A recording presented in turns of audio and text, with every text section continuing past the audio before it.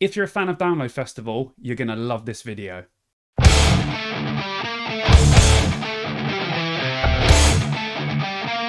What's up, dudes? I'm back with another video. This is a special one. I'm really excited for you guys to see this. So I do a podcast called the Dear Download Podcast. I'm sure some of you know already. But me and Adam were lucky enough to speak to two members of the Download Festival booking team, Jenny and Danica. We had a really great chat with these guys. We talk about how they got into the job, what they do day to day for the festival, what they do when the festival is on, booking District X, booking the bands, and just everything really generally around Download Festival. I'm really excited to go see this. It sheds a lot of light on some questions that you guys might have about Download and how it works. So I think even if you're not a fan of Download per se, I'm guessing that a lot of festivals work the same way. So it's a really interesting conversation. This is the video version of that we had from the podcast. So there is video of us talking. You can see us all while it's happening. And yeah, I'm really excited for you guys to see it. So I'm going to shut up and yeah, let's get on with the interview. Okay, we are now joined by Jenny and Danica from the Download booking team. Thank you very much for coming on. It's been something we've wanted for a long time, and we finally managed to sort it out. So thank you so much for coming on. How are you guys? We're really good. Thank you. Thank you so much for having us. Yeah, thank you. Lovely to be here. We've rushed off our feet as always. There's never a quiet day in this office, but thank you for making time for us. No problem. So obviously being a podcast about Download itself, not just the bands, you guys are just as important to us as the bands are. So I think we want to start by asking you how you sort of started working for Download, what your sort of story is leading up to it, how you got into the music industry as a whole. Okay, do you want to go first? Yeah, so I mean, predictably, I did an English degree, which I don't use, so that's great. But I grew up in London, going to gigs in Camden. That was just my absolute bread and butter. That's all I did with my time. And I think I managed to get through a friend from school. I got an internship at a label called Cooking Vinyl. And I kind of never left the music industry after that. I stayed there cataloging their lyrics for a lyric finding system. Very shortly after that, I managed to get a job doing some PR, some radio plugging with a company called Duff Press. I think a lot of people in our industry have a background in PR somewhere along the way. I then moved on to do radio plugging at a company called Spine Farm, which is the kind of rock and metal label at Universal Records. And that was the first time I really could see kind of big bands, the more corporate side of someone actually being able to work in the music industry properly. And I stayed there for 6 months. I moved on to do more radio plugging at a niche company called The Noise Cartel, who service a lot of the like metal records on mainstream radio. I worked with things like Architects, Parkway Drive, A Day to Remember, plugging them to Dan P. Carter on the Radio 1 Rock Show. Nice. And just getting more obsessed basically with the world that we live in. And I had Live Nation in my sights. I knew I wanted to work in live music. I live and breathe for a gig more so than an album. So I applied multiple times to Live Nation and finally got to the interview stage for a promoter assistance job under Cameron Hack, who's one of the bookers at Download Festival with us. I was doing all his touring with him, just helping him build and bring all the bands to the UK. And just very naturally, once I had that job, Download started coming into my day-to-day. It's not what I was hired to do, but through the shared love of the music and the genre, I slowly got involved in the meetings, and now we are a core team of 5 bookers, kind of circumstantially and through the love of it. Can I ask a question quickly? Did you, when you said about cataloging lyrics, did you have to type lyrics out? I think I could copy paste, but I had to them, make sure they were correct, align them to the right track and album. Like it was real like data entry, just so I could say I was working at a label, which I think is a shared experience a lot of people have. I'd heard of people that did it, and I always thought to myself, are they just sitting there typing out the lyrics to these songs? Listening. Like, yeah, what the hell? Okay, I get it now. Brilliant. Well, mine's different and similar all at the same time. So I didn't go to university. I sort of kind of left school. I went to college, did something that I wasn't really that bothered about, and then, but at the same time, I was in bands from the age of like 16.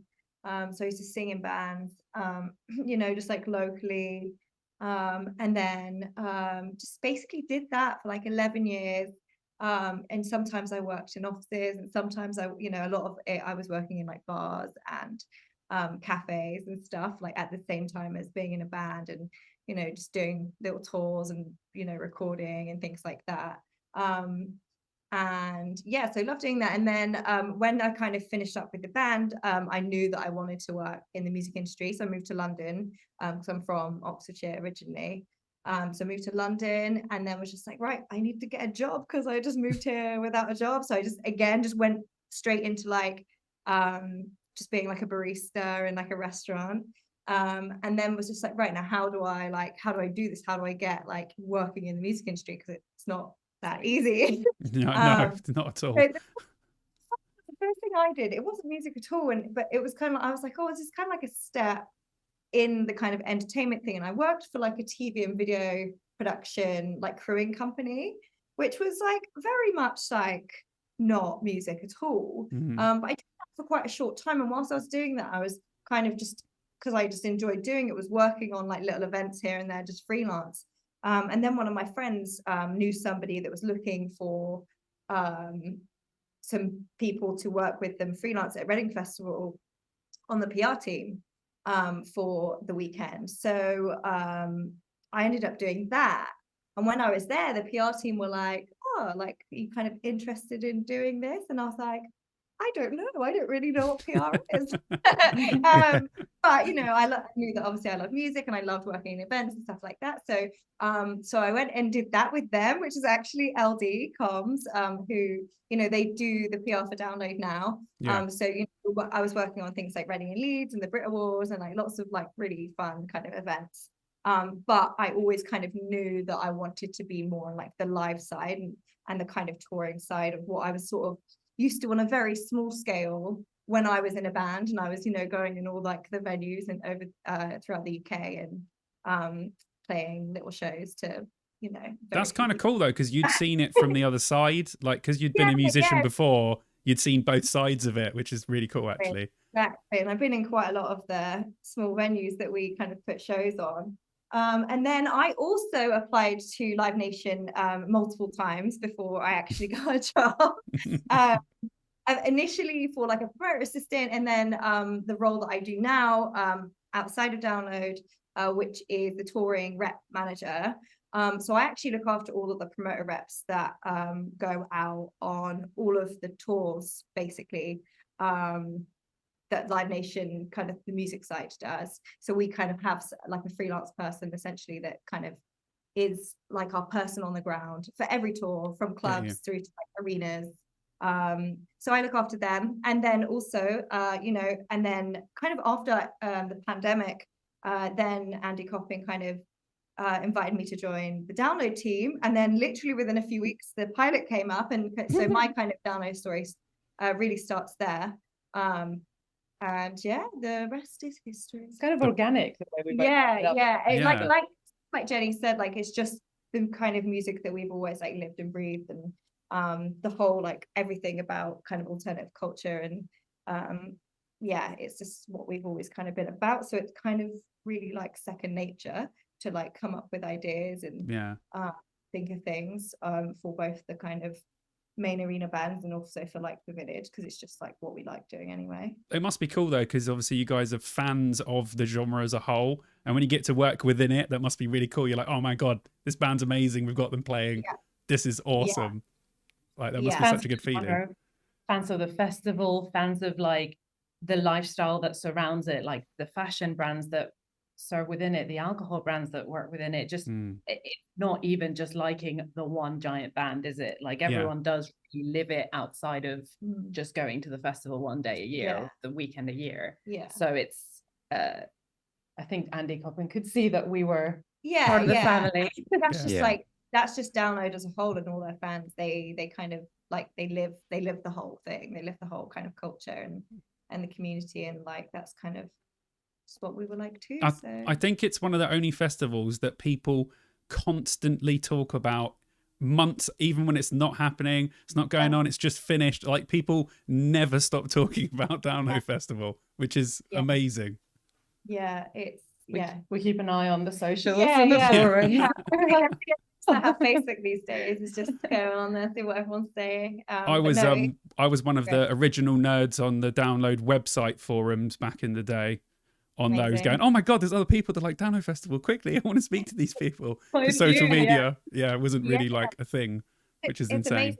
And I mean, we also are talking about it all year round at work. Like this, after 23, literally we arrived back home on the Monday after the festival, and on the Tuesday we had like another hour and a half meeting about talent for 24. So we're also talking about it all year round. It's for you guys, it just must not ever stop, really, because it is what you do. And the thing is, because like we're so engrossed and involved in that world, and in like say in that culture, we're constantly, even if we're not at work, we're constantly like thinking of ideas or seeing things on social media that we think, oh, this would be really cool, or we want to do this, or like we have many. We kind of never stop. That's awesome. You're like standing in the kitchen cooking, and you're like, oh my god, I've got a really good idea. Yeah. Literally, we'll just be having a conversation with somebody, but like, oh my god, that would actually be a really good idea. And now people send us their kitchen thoughts also, so it's actually feedback. Just assembling everyone's random thoughts into things that are actually going to happen. Present it into a meeting format. Yeah. It's awesome. Awesome. So what is your role during the festival? I've listened to interviews where you've said about all the bands that you want to go and see, but you're also really, really busy. So how much time do you actually get other than working? Do you know what? We definitely experience it in a different way, like now that we're part of the team, but we're pretty lucky that actually on site, we're so busy because we're trying to go and watch every single band that we want to watch, which is usually quite a lot because we booked them because we like them. So we'll be like, oh my god, we've got to go there. So we are quite lucky that we do get to go and see a lot. I mean, there is an aspect of yes, we're there as part of the festival team. I'm also there as part of my touring work.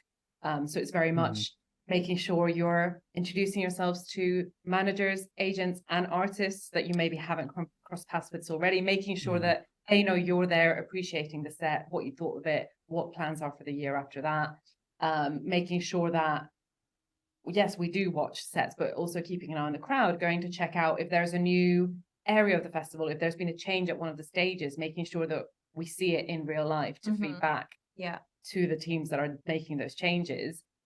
We book everything in District X. So we are throughout the day making sure that whatever is coming in for that evening is running smoothly. There's obviously teams specifically looking after it, but we invested and we keep an eye on it. Yeah, we're kind of heavily in contact with like our kind of arts liaison team that deal with everyone. But if anybody comes to us, then we'll have to try and sort things out, get them what they need if they haven't got it there and then, and things. So it could, something could fall to you if someone else is like, oh God, we need a bit of help, like something needs to happen here. Then you guys go, okay, well, we better get involved and sort that out. Yeah.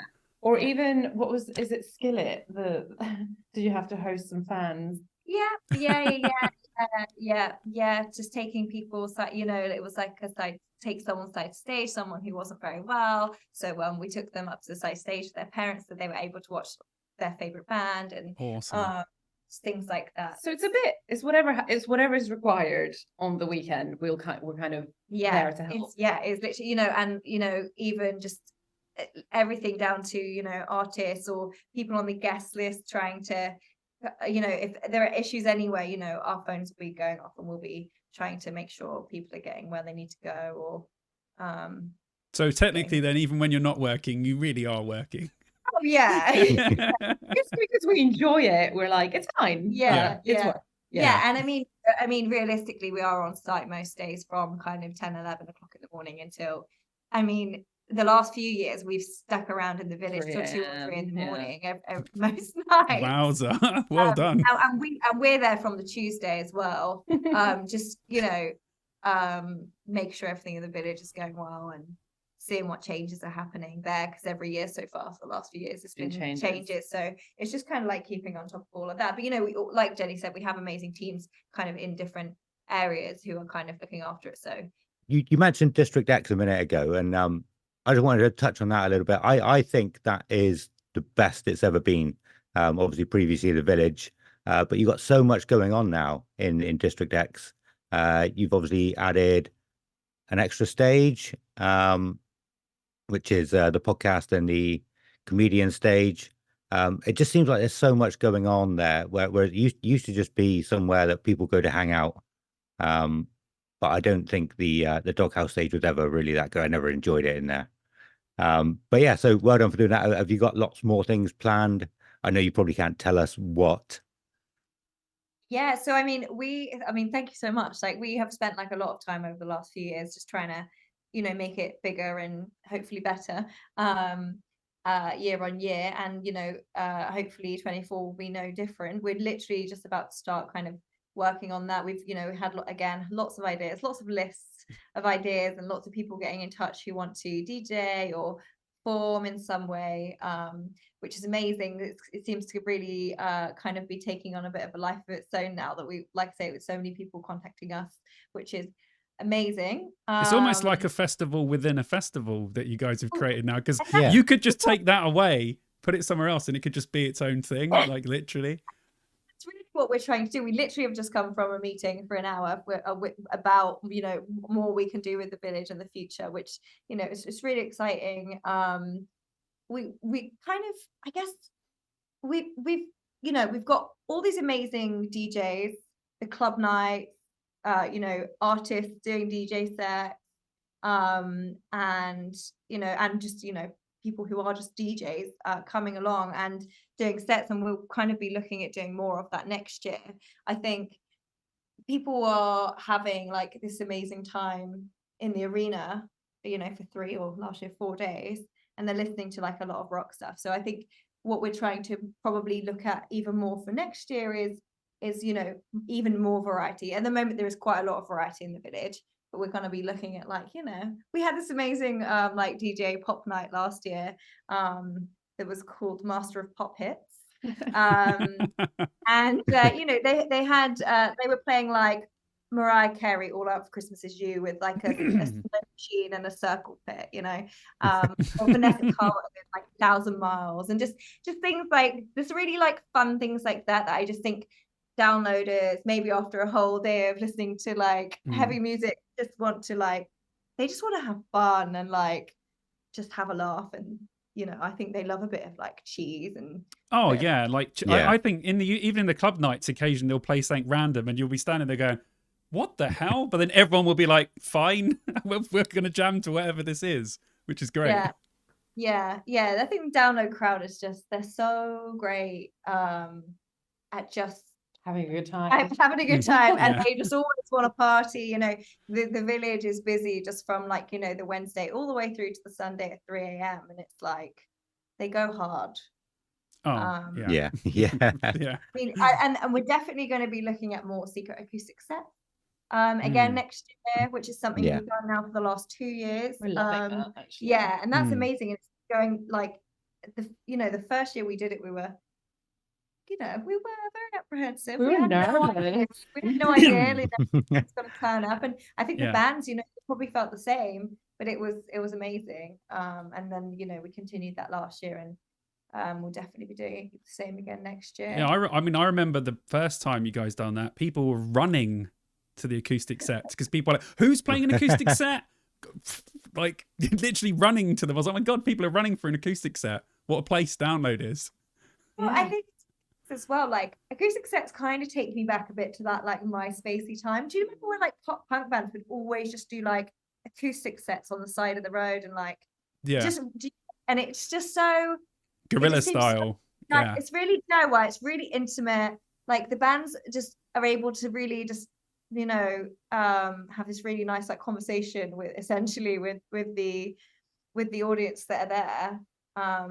And it's just like such a moment, you know, when everyone's just singing along, and yeah, it's cool. I love it anyway. Me too. Yeah, very cool idea. Yeah. I think it's worked. Definitely people Yeah. will enjoy more of that, I think, for sure.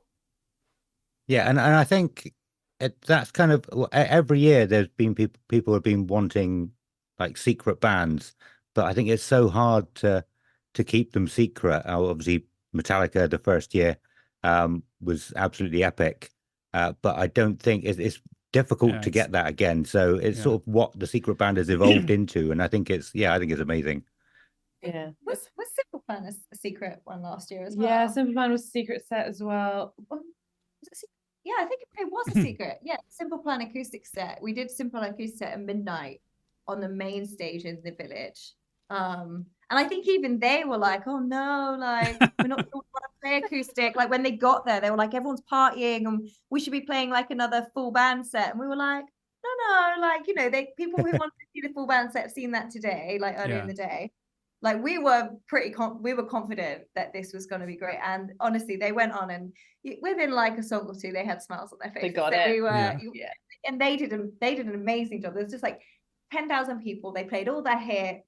They threw in like a few really fun covers. I don't know if you guys saw it, but it was. No, we didn't see it. I wish I did now. I Yeah, did. it was. We didn't. I did. Yeah. Did you? I mean, such a fun part of programming a festival is being able to put something in that you know people will love, but maybe under an alias or just a slot that's filled and you just don't know who's going to show up. And I mean, this year is going to be no different. Certainly at District X, maybe even at the Village, you never know. Although, you know, it is hard to keep a secret around here. You mean in the arena? In the Yeah. arena, Yeah. yes. Yeah, it is hard to keep. Yeah, our But poor you know, lineups.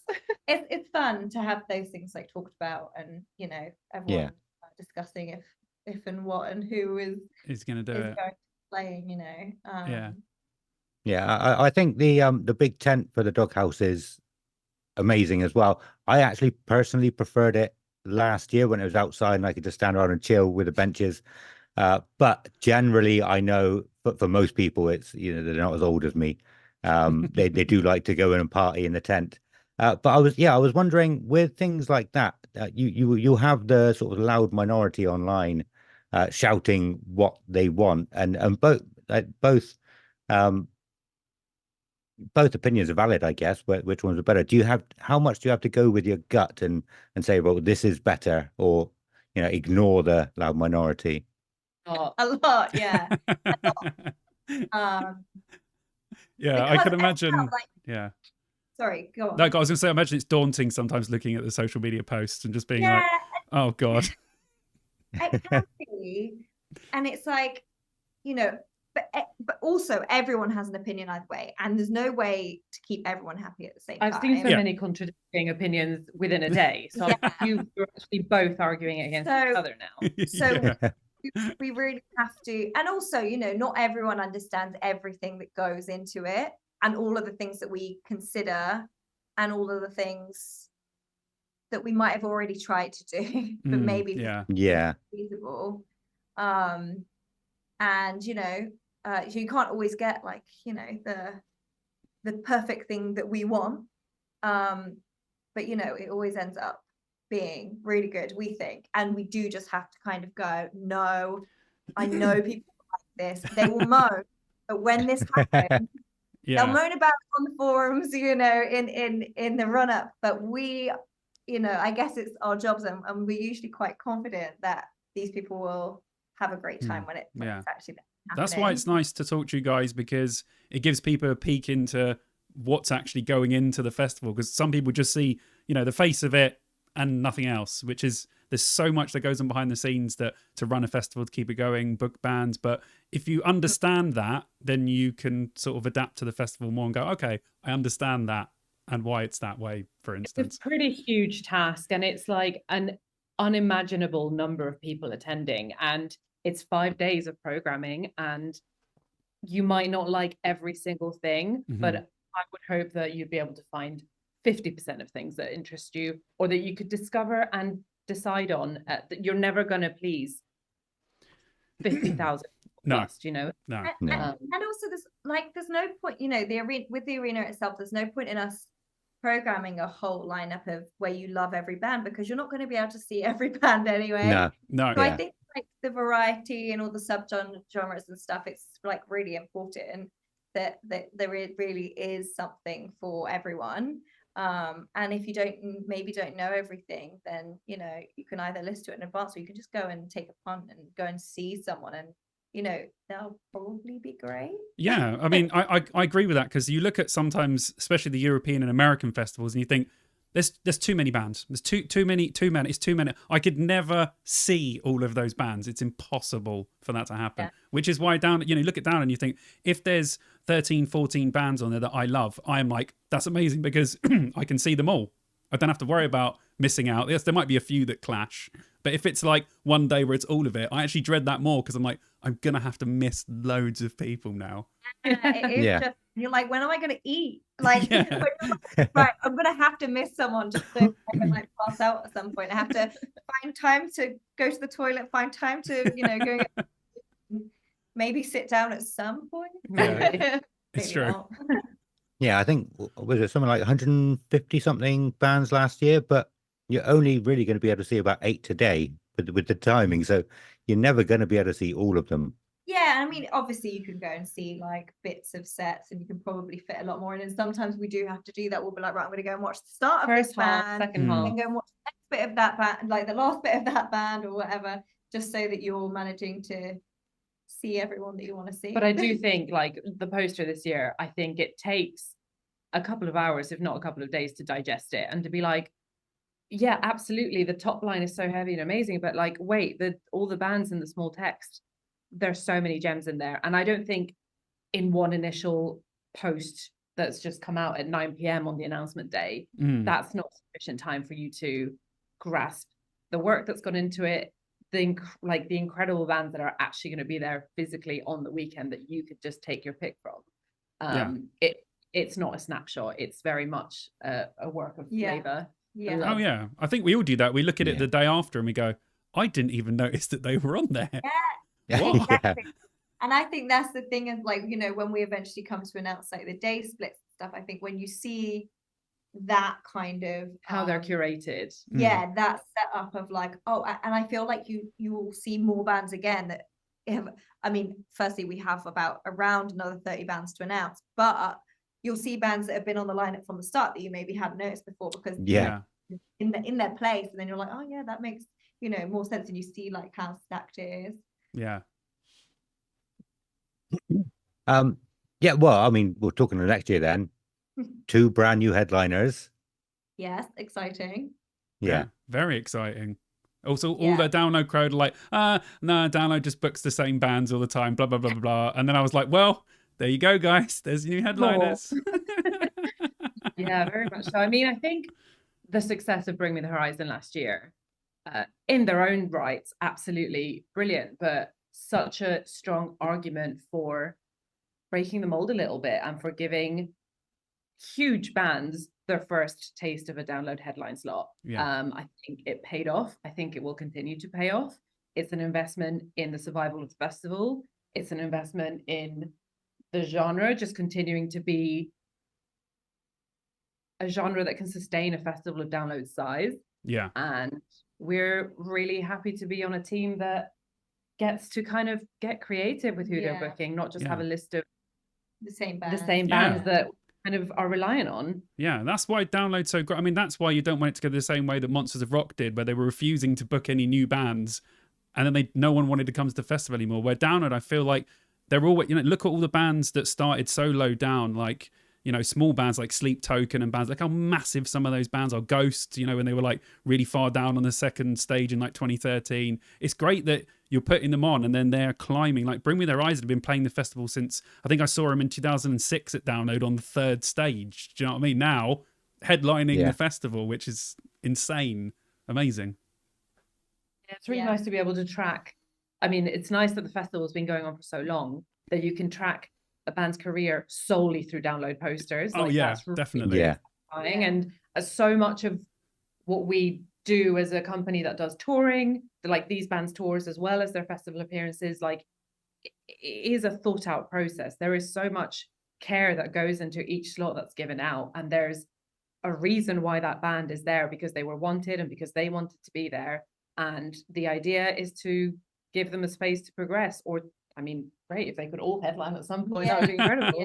Yeah, it'd be nice to have people work up, but it happens. You look through, if you go to all lineups, you'd be like, my God, the amount of bands that are huge now that was so tiny in the print back in the day. It's great. Yeah, definitely. I think also, like, you know, with like the headliners this year, they're not new.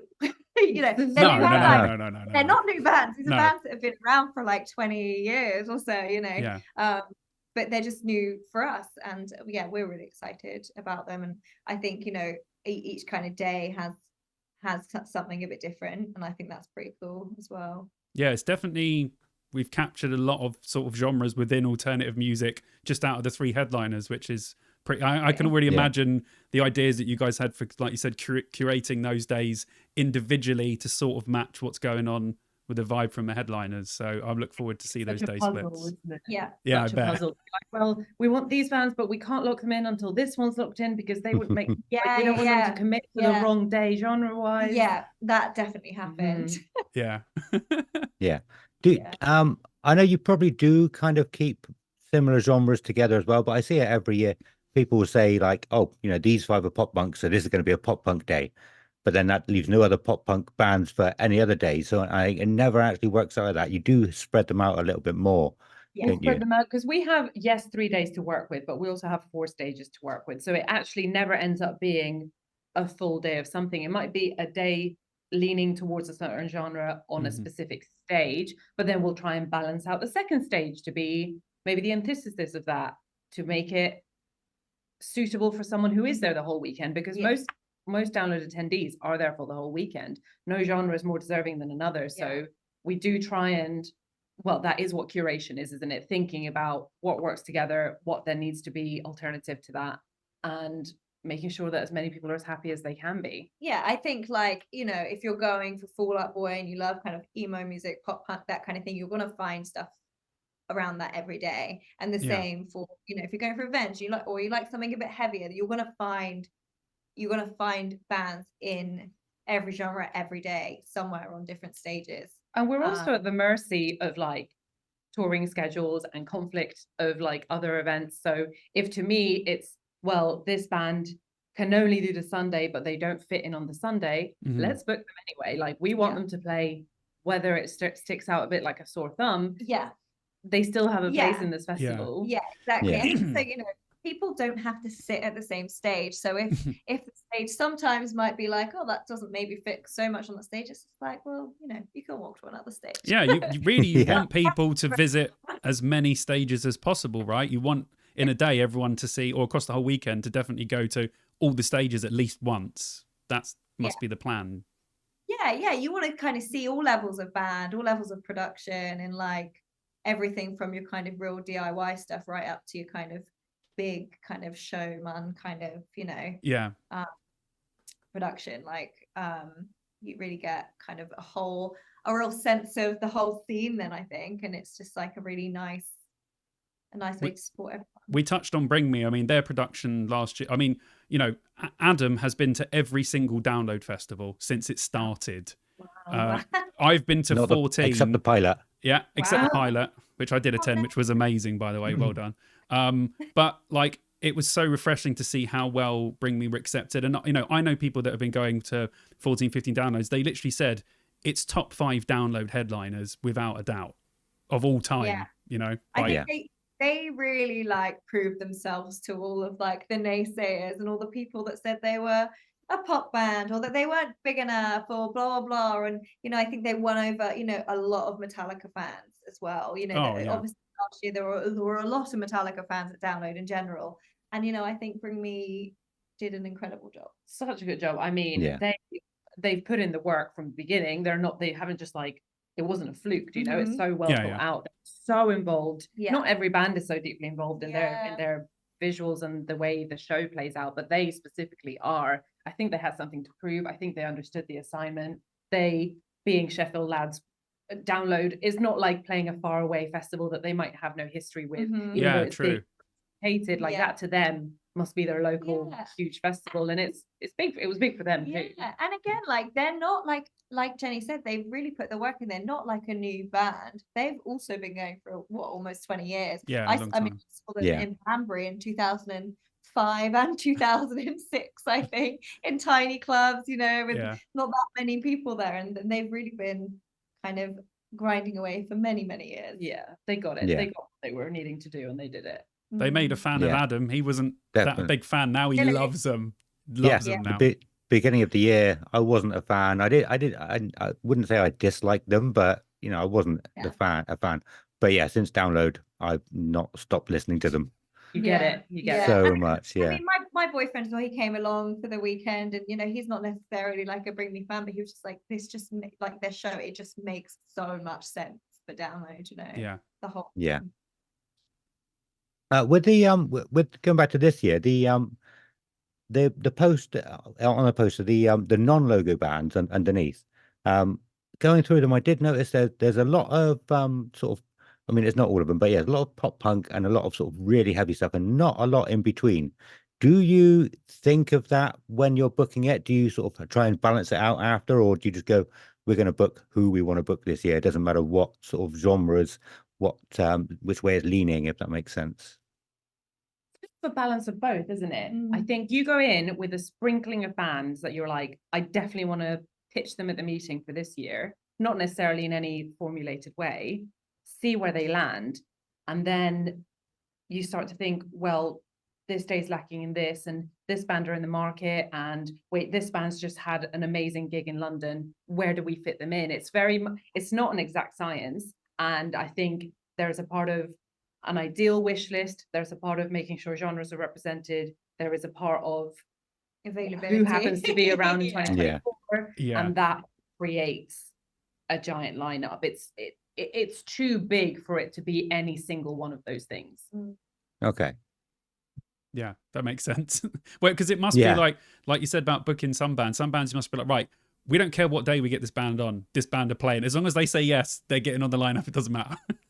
And Yeah, that will yeah. impact the next 4 bookings. And it's literally a constantly moving beast. We Yeah. have bi-weekly meetings just before announcements, because it's literally moving like that. We're having someone can't do it. Oh, wait, they can. Wait, they can only do it on this stage, but actually on this day. And it's that all moves like it's living and breathing by itself. Yeah, and I Yeah. mean, some of their like their touring schedules over the festival season in particular, and you know, they're coming over and they're doing different European festivals. They'll say to us, we'll need it to be like this specific time, because this is the time that in which we can like arrive there and fly in and Travel like, out. And, you know, it can be quite specific sometimes, and it's just whether or not we have that and sometimes we'll slot. just be like, don't think the band's in the market. We don't really know if they're together. Sure, we send an offer. Maybe they'll say yes. And Yeah. then sometimes it works. So there Yeah. is a bit of everything. Yeah, a bit Yeah. of gambling involved as well. Have you got any bands on your bucket list that you would really love to book? Could be either still going, or maybe if there's any bands that aren't going anymore that you would have loved to have got. Yeah, I would love to book Incubus. I love them a lot. We just never seem to quite you know, get it Oh. right at the right kind of time. But yeah, I personally would love to book Incubus. I'm trying to think if there's I'd be anyone well else. up for that, by the way. Please book Incubus. Yes. Yeah, love them. One of my favorite bands. For me, I would love to book. It's been coming up a lot this year, and it maybe not top of my list, but it came to mind in the Avalanche stage to find a slot for a reformed Sugar Cult. I love them and I Nice. miss them. Nice. Little I mean, things like it's that. also worth noting that Jenny and I have been trying to get the Used on, and Billy Talon, for, you know, the last few years. So we're really stoked on them coming on, and also Nice. Stank, to be honest. Stank coming and playing the Reason in full. The we're stars very happy aligning. with. Yeah, the Yeah. stars are aligned. But I mean, Nice. Oh, Avril. I'd love to book Avril Lavigne. Yeah. Oh, that would go That down would be good. massively well at download. I think so. There seems to be some doubt in this building about it, but I disagree. No, I No think way. the booking team are, you know, would definitely book. I can Avril. guarantee you now that crowd will be huge. Yeah, Yeah. that's one of those things that people would moan about, but they would have an amazing time. Oh yeah, they'd all go. They'd be standing there. Yeah. They'd still be Oh, watching yeah. it. Yeah. I'll be there singing Skater Boy. Yeah. Same with Nickelback as well. Yeah, there's a lot of Same. it comes up. It always It comes comes up. up. You know, we actually did Yeah. consider this year. Yeah, that would have been great. Would love that as well. yeah. Yeah, I mean, we would love Nickelback as well. Yeah. yeah. And as most people would, Yeah. there'd be a lot of complaining about it, but everyone would Still, stand you're there gonna singing sing along along. to every song. Yeah. Yeah, Yeah. definitely. Yeah, I think Nickelback and Avril are definitely two that we've been talking about the last couple of years, and are definitely two of those ones that, like we said, yeah, exactly. Everyone would moan, everyone would love it. Yeah. Yeah. Be well up for it though. Sometimes you just have to listen to gut and go for it. Awesome. On a similar note, actually, I know what I just said about winding it down, but on a similar note, how do you feel about when bands are sort of maybe huge in America but not over here? Like one of Simon's favorite bands is Bush, and they're huge in America but not here. One of mine is also Saliva, which is the same thing. And if it was the American crowd, then they would be really high up, but over here they wouldn't be. Yeah. How have you ever had any things like that?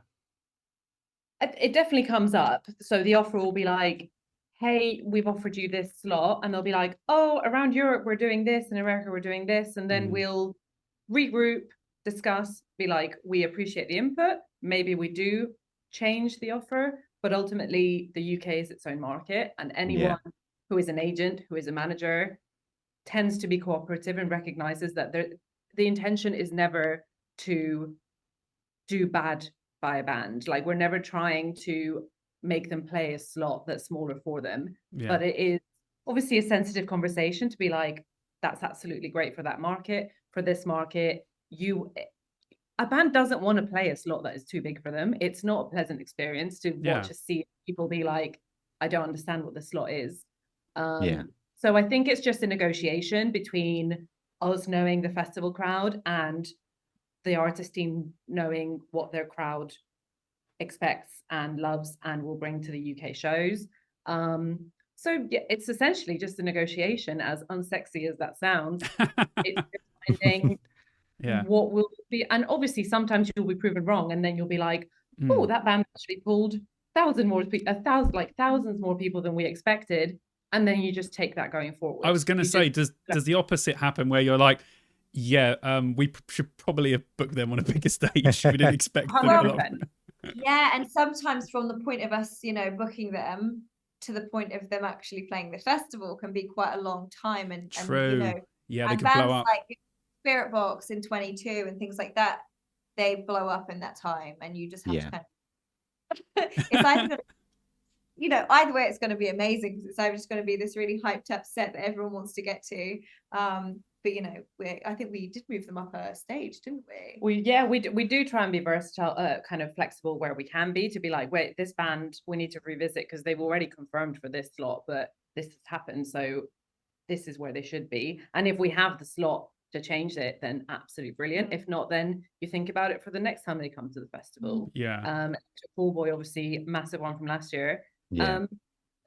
Would have loved for everyone to have been able to see them, but the show was incredible because it was so popular. So there's something to for that.